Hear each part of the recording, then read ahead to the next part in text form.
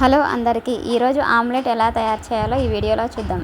ముందుగా ఒక ఉల్లిపాయను తీసుకొని సన్నగా తరిగి కట్ చేసుకోవాలి. అందులోనే హాఫ్ టీ స్పూన్ కారం, రుచికి సరిపడా ఉప్పు, కొంచెం ధనియాల పొడి, 2 ఎగ్స్ వేసుకొని బాగా కలుపుకోవాలి.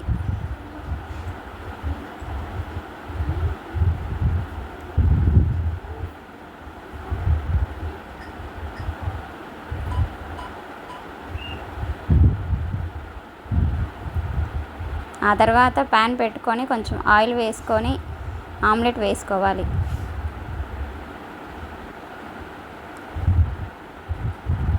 స్టవ్ సిమ్లో పెట్టుకొని 2 వైపులా ఆమ్లెట్ని కాల్చుకోవాలి.